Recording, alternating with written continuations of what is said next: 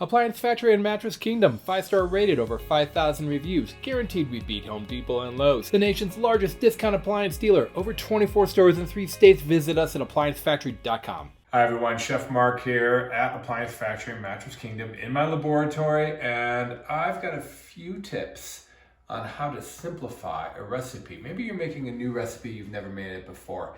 Maybe you're a cook who you can't break from the tradition of reading a recipe and following it exactly. Keep in mind, recipes are just a guideline. They're there really to help guide you into the spirit of the recipe. Have you ever tried to make a recipe and you're like, oh, I don't have peanut oil, therefore I can't make this recipe? Guess what? These are non-critical ingredients, particularly when you're cooking savory food. With baking, it's a little bit more important to follow the recipe closely. I don't. But when it comes to savory cooking, I just kind of go for it. So here's some tips and tricks. I'm gonna have you guys look over my shoulder.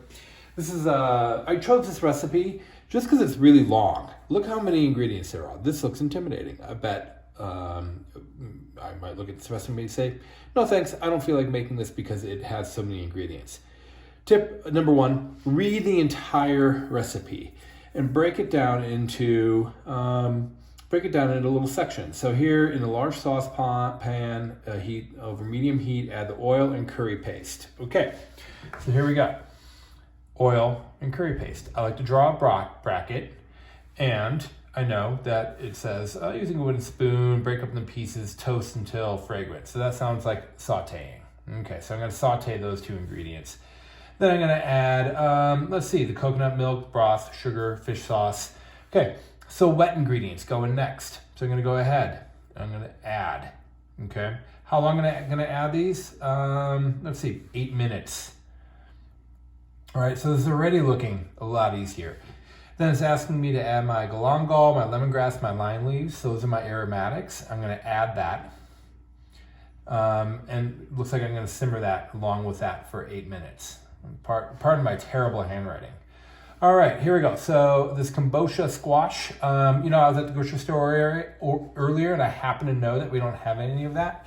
So I'm going to use butternut squash, BNS. That's my standard abbreviation for butternut squash. And I'll just kind of look and go, well, butternut squash is about 4 times the size of a kombucha squash, so I'll just go ahead and use 1/4 of that, so 1/4.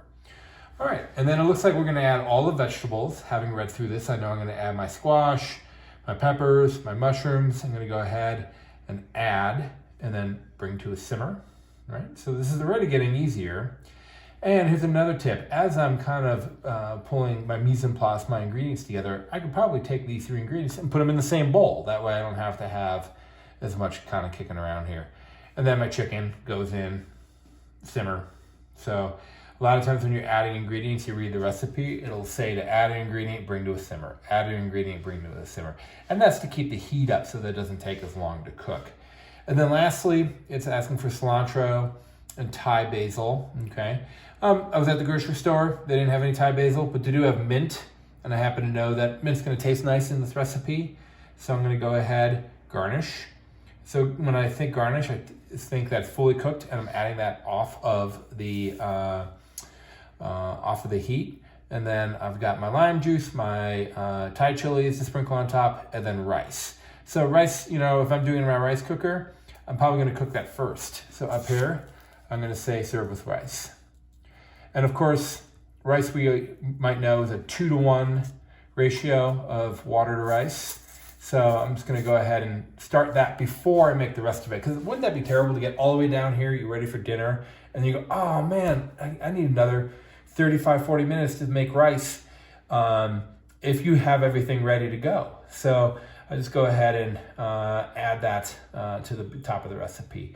And then once I make this a few times, I realize that, oh, look at this. The recipe is written so that everything is in order. The next ingredient on the recipe is the next ingredient that goes in the pan. And that's very common of recipes that are written properly. So if you have a recipe where you find that, hey, it doesn't really make sense, rewrite it, So go ahead, copy and paste it into your Word document or some sort of editor. Copy and paste things around, make your little brackets. And one thing I love to do is I'll put spaces here. So I'll have, let's say these 2 ingredients, and then I'll put a space. and then I'll have these 3 ingredients, space, so on and so forth. Maybe I number it 1, 2, 3, 4, 5, and then down here 1, saute curry and coconut milk with the peanut oil. Okay, 2, and then that will correspond with this list of ingredients. It's a lot easier to comprehend a recipe, particularly these really long recipes, if you do it that way. The other thing is, don't be too hard on yourself. These recipes, you don't know where they were created. So here in Colorado, things are drier, things take longer to boil and simmer. This recipe might have been written at sea level and different regions. So it's gonna maybe come out a little different than the picture or what you had in your mind.